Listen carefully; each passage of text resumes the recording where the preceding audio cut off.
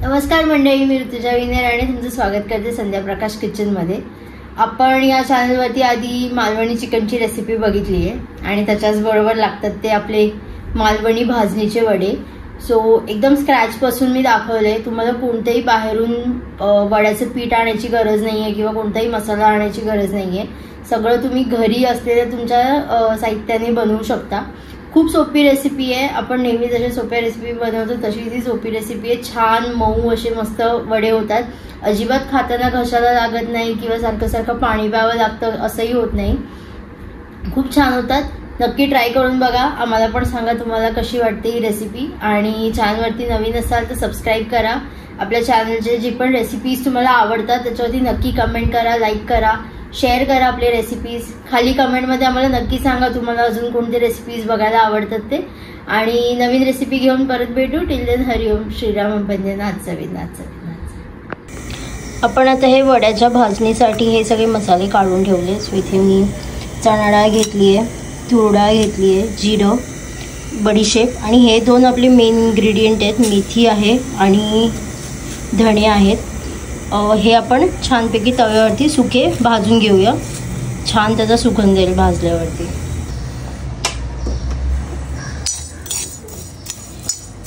इथे आपण मसाले तव्यावरती घेतलेत आणि याला सुकच भाजायचंय। आणि जेव्हा ह्याच्यातून असं छान सुगंध यायला सुरुवात होईल तेव्हा समजायचं की आपले हे जे मिश्रण हे चांगलं भाजलं गेलंय। आणि तेव्हा आपण गॅस बंद करून याला बाजूला काढून घेऊ। जास्त वेळ नाही भाजायचं, नाहीतर हे करपायची शक्यता असते। सो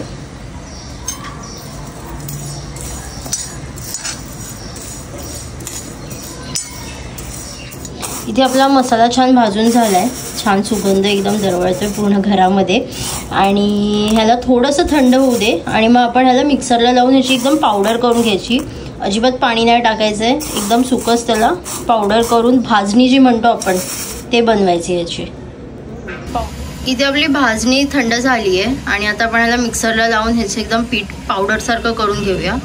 इथे मगाशी दाखवल्याप्रमाणे आपली भाजणी तयार आहे। आता आपण वड्यासाठी पीठ घेऊया। तो वड्यासाठी मी इथे तांदळाचं पीठ घेते।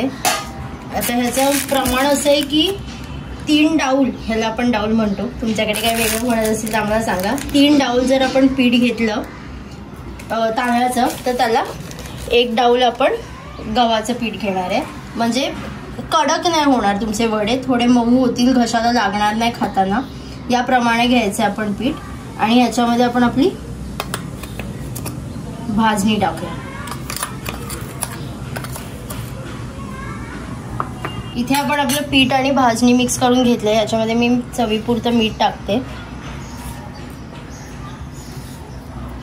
आणि आता आपण पीठ भिजवूया। सो याचे आता आपण फक्त पीठ भिजवणार आहे, आपण पीठ असं मळणार नाहीये। सो इथे मी गरम असं उकळतं पाणी घेतलंय, छान वाफा येतात त्याच्यातून। आणि हळूहळू आपण पाणी ॲड करून हळूहळू थोडं नंतर जेव्हा पीठ मळणार जर तेव्हा पाणी तुम्हाला वाटलं की पीठ खूप घट्ट झाले तर तुम्ही छान त्याला मळून मऊ करू शकता। आपल्याला जास्त पीठ मऊ आता सध्या नाही करायचं। आपण ह्याच्यामध्ये पाणी टाकून छान असं पीठ सगळीकडून भिजवून घेऊया।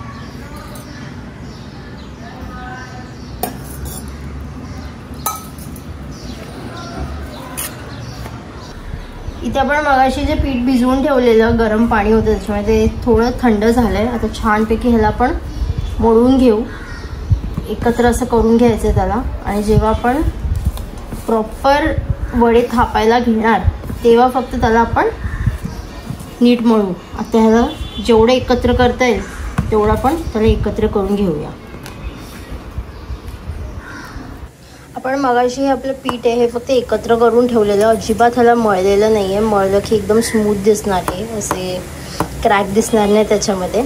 सो आता आपण अर्धा एक तास तरी मी त्याला असं एकत्र करून ठेवलेलं। आता आपण ह्याला मळूया आणि चांगलं मळूया। पीठ एकदम असं स्मूथ दिसलं पाहिजे मळल्यावरती।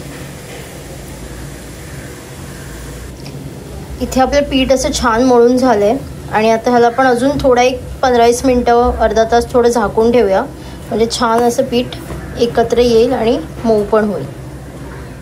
इथे छान आपलं पीठ असं एक 15-20 मिनिटं आपण झाकून ठेवलं होतं, छान असं मऊ झालं, तुम्ही बघू शकता एकदमच।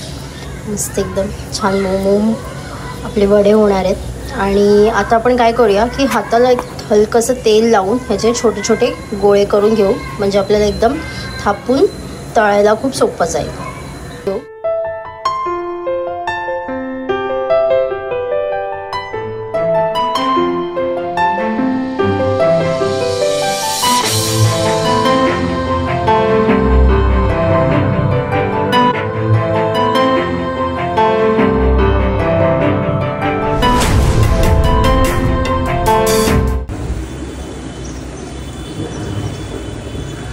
वडे थापणं खूप सोपं आहे, तुमचं पीठ तर तसं नरमच असतं, फक्त थोडं खाली तेल लावलं, मी इथे हाताला तेल लावलंय आणि छान असं गोल आणि थापून घेऊया। पीठ तुमचा नरम असल्यामुळे काही जास्त जोर लावायची गरज नाही आहे, पटकन थापलं जातं। आणि वडा जो तुम्ही कराल तो थोडासा पातळ करायचं, जास्त जाड नाही ठेवायचं, जास्त जाड केला तर फुगणार नाही।